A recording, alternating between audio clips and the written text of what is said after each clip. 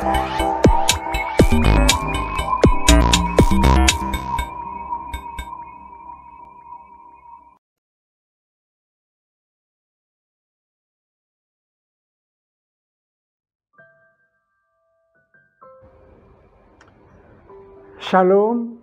saudara-saudari yang dikasihi Kristus. Jumpa kita pada kesempatan ini melalui renungan harian GKI Kuitang. Hari ini Senin 13 Juni 2022 bersama saya Pendeta Emeritus Arti Sembiring. Bahan firman Tuhan yang kita renungkan pada kesempatan ini terambil dari Kisah Para Rasul pasal 7 ayat 59 sampai 60. Saya bacakan untuk kita demikian. Kisah Rasul pasal 7 ayat 59 sampai 60. Sedang mereka melemparinya, Stefanus berdoa, katanya, "Ya Tuhan Yesus, terimalah rohku." Sambil ia berlutut, ia berseru dengan suara nyaring, "Tuhan, janganlah tanggungkan dosa ini kepada mereka." Dan dengan perkataan itu meninggallah ia. Dari firman Tuhan ini, tema kita berbunyi, darah martir untuk pertumbuhan gereja. Saudara-saudari yang dikasihi Kristus, kita kenal Ludwig Ingvar Nommensen. Ludwig Ingvar Nommensen, misionaris yang berhasil mengabarkan Injil di tanah Batak. Sebelum Nommensen tiba di tanah Batak, sudah pernah misionaris yang lain datang ke sana, yaitu Reverend Samuel Munson dan Reverend Henry Lehman dari Gereja Baptis Amerika memberitakan Injil di tanah Batak Toba. Tetapi karena salah pengertian yang mereka sampaikan dengan berkata, "Ia harus makin besar, tetapi aku makin kecil." Dari Yohanes 3 ayat 30.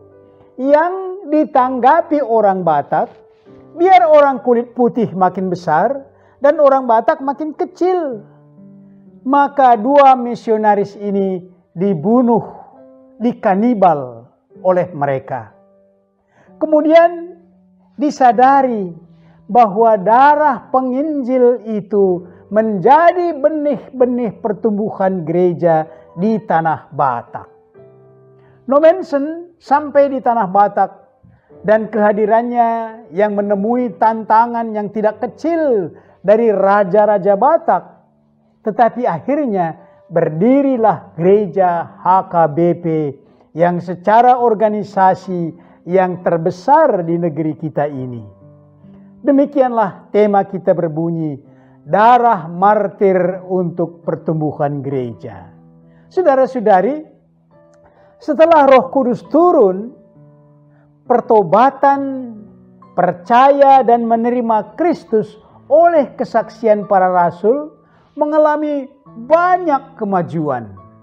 Orang-orang yang menyaksikan sengsara dan kematian Yesus di kayu salib, termasuk imam-imam dan orang-orang Farisi, ada yang dari mereka akhirnya percaya menerima Kristus Juru Selamat. Tetapi sebaliknya, pemimpin agama Yahudi tetap memprovokasi untuk menghambat pengikut-pengikut Kristus. Maka saat itu tampillah Stefanus yang penuh Roh Kudus, memberitakan Injil yang disertai dengan mujizat. Ada kelompok Yahudi yang mengajak berdebat dengan Stefanus, dan kelompok itu tidak mampu membungkam Stefanus.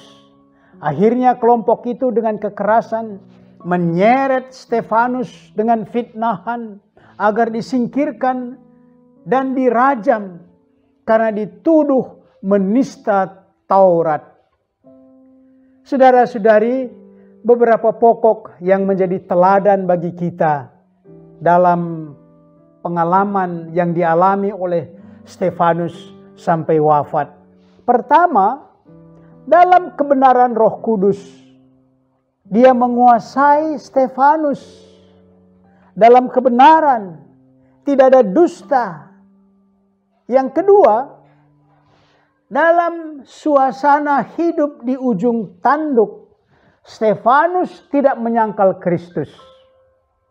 Yang ketiga, dalam derita yang diterima Stefanus, Roh Kudus melingkupi dia. Yang keempat, Stefanus jauh dari balasan negatif.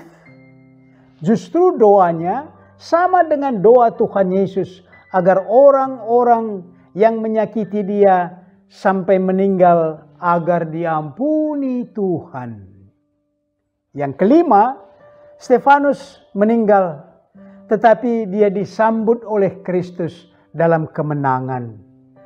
Darah Stefanus menjadi bagian dalam Injil, menjadi benih-benih gereja di seluruh dunia, di mana Injil diberitakan.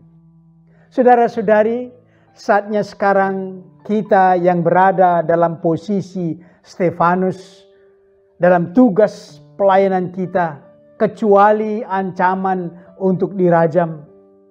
Dengan situasi banyak para pendakwa-pendakwa yang tidak senang dengan nama Kristus yang kita yakini dan beritakan.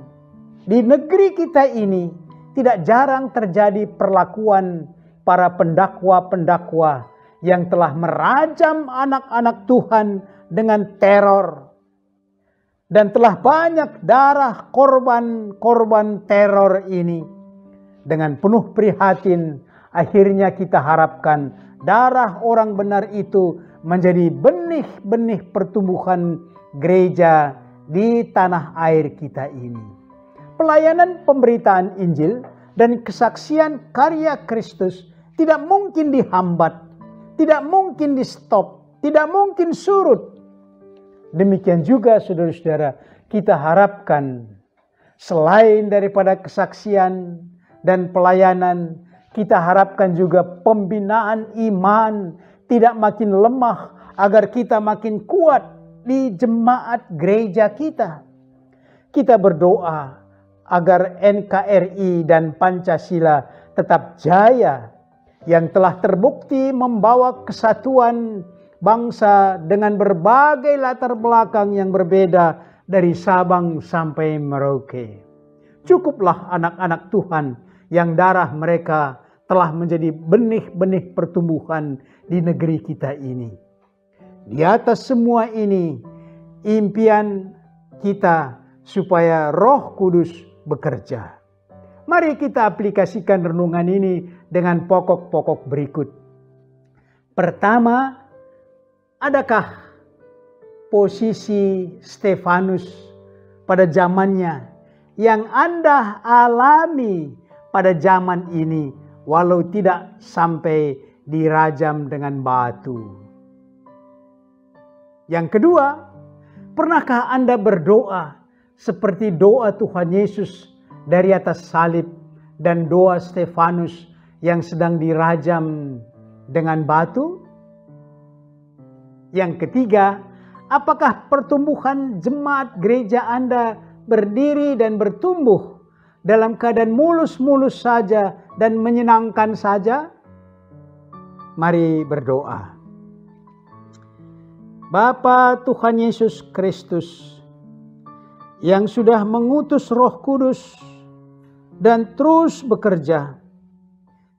Roh Kudus tidak mampu dihambat walau oleh kekerasan dan kekejaman yang terjadi terhadap orang-orang percaya, orang-orang Kristen. Kami berdoa agar kekerasan yang melawan Injil dapat diredakan, agar darah tidak tercurah lagi, boleh dihentikan, khususnya di negeri kami ini. Kami akan terus menjadi saksi Injil, saksi Kristus. Maka karuniakan suasana dan waktu yang kondusif, yang menyenangkan, agar makin banyak jiwa percaya menerima Kristus. Kami berdoa untuk negeri ini, agar NKRI makin teguh sebagai bentuk negara ini, dan Pancasila kami amalkan untuk kesejahteraan masyarakat. Inilah doa kami dalam Kristus Tuhan. Amin.